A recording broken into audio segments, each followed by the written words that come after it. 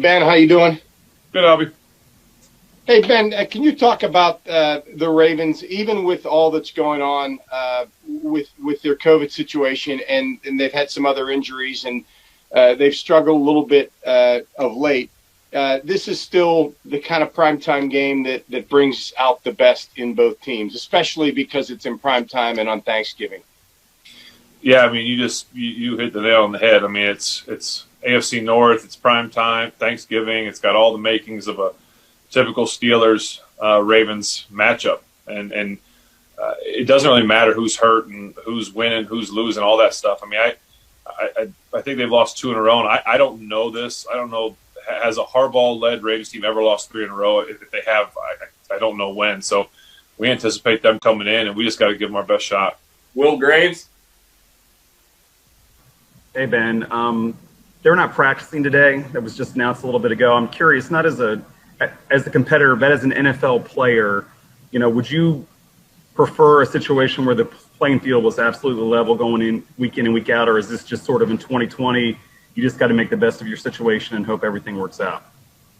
Yeah, this is just an unusual year when it comes to, everything that we have to do and that everyone has to do. I mean, we saw it early, obviously, with the Titans game and buys and all these kind of things. I mean, what are you going to do? You just gotta do what they tell you and go play ball.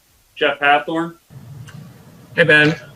We've asked you about unselfish receivers. Where would Vance McDonald fit into the mold of guys being unselfish this year? What would it mean to get him back this week? Yeah, I mean, he epitomizes what it is to be a selfless football player, and so it's good to have him back. That locker next to me has been vacant for a while, so to see him in there today and have him on the practice field, he's got more energy than the rest of us right now, which is it's good to see. And we're excited to get everybody back. Anybody that's out for a while, whether it's through injury or this, to get them back on the field as a brother and as a guy that we can use. We're excited for him. Jerry Dulac? Ben, good morning. At this point of the season, when you're coming down the stretch, if you will, are you concerned at all how many times that you throw in a game? I think 4 of the last 5 games you've attempted more than 42 passes, and basically in games where you're not trailing. Do you have to watch that at all as the season goes on? And how will your practice on a short week impact you this week? No, I don't. I mean, I don't think it really matters how many times we run or throw it as long as we win the football game. We can beat the dead horse on the RPOs, and the short passes are the same as runs, and we quote unquote need to run the ball X amount of times. No, we don't. We need to win a football game, and that's what we've been doing. And maybe we'll throw it 70 times this week. Who knows? But as for a short week, we'll coach has a plan that we'll be ready for in terms of kind of a walk through today and then tomorrow. And I probably won't throw many footballs this week. I think it's kind of one of those weeks where you don't need to throw a lot because you just played. You're coming off a game and you got another physical game this week. Dale Lawley? Ben, I was just wondering if you've played these guys so many times and they've been big games, do you have a favorite Ravens memory? Oh, man. There's been a lot of them. I feel like a lot of them have come from the defensive side. Troy making the jumping over piles or one-hand interceptions. There was a home game, and it could have been any of them, but there was it might have been Troy's interception that we watched film the next day, and you couldn't even see the play really because the camera was shaking so much because the stadium was rocking. And to me, that's what this rivalry is. That's what Heinz Field is. That's what makes our fans special. I can see that image in my head right now of the whole film shaking and not really be able to see what's going on because the place is just so excited. Brooke Pryor? Yeah, Ben, when we talked to Ebron earlier this week, he said, there's no pressure right now being 10-0 that, you guys would rather lose now in the regular season than in the postseason when it really matters. How do you keep the guys from feeling that pressure? And how do you keep from feeling the pressure as the season goes on and you guys keep winning? We're just trying to win the next game. That's all that matters because we know we're going to get everybody's best shot, and we want to give everybody our best shot. Mark Caboli? Hey, Ben, you probably didn't have a tight end threat like Ebron since maybe 5-6 years since Heath was around. What does that do for you and the offense when you have a guy of that skill set to be able to go to? Well, it's kind of another receiver, if you will.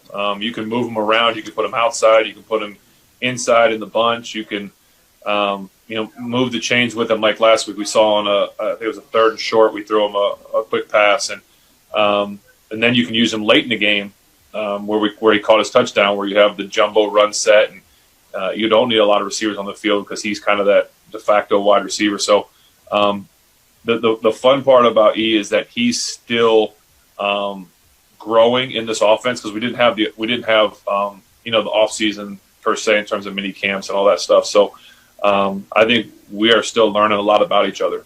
Couple more, Didi Kinkabala. Ben, I know that you have been given a lot of freedom in this offense. You've earned a lot of freedom in this offense for a lot of years now. But your receivers this year are talking so much about how you are making up route combinations on the fly, how you're identifying mismatches. What is it about these receivers that you trust them enough to be able to do that so much? And are you really doing it more than you ever have before in your career, or are they just talking about it more? No, we are. We're doing it a lot, but it's because I trust them that they're going to do the right thing when you ask them to do it. It's not like I know we made a big deal about drawing stuff in the dirt, like kind of just joking, obviously, but people made a big deal about it. But really, we're using parts of the no huddle in terms of routes, but they're not in the big overall concept. So I'll tell each guy a route, but it doesn't make sense in the big grand scheme of a specific play. So each individual guy has to know what each route is, what each concept is, no matter what position they're playing. And so to me, when I made that comment, it was more, and I will continue to make it, it's more of a compliment to them. And it's tight ends too, it's running backs, it's everybody that they are able to line up wherever I ask them to line up and run. Wide receivers have to run tight end routes. Tight ends have to run running back routes. They all have to do it. They don't blink, and they do it with ease, and they've done it great the last few weeks. And so to me, that's what it's about. It's complimenting them that they're able to just do it on the fly. Mike Pursuta. Ben, I think you guys are 4th in the NFL in points per game. You're about a field goal behind the Chiefs per game for first. And you came out of a 27-point game Sunday saying we need more points. Mm-hmm. Are you looking at this like an arms race? Best offense wins. There's never enough. What's your process on that? Yeah, no, it's not about other teams or rankings. We don't care about ranking.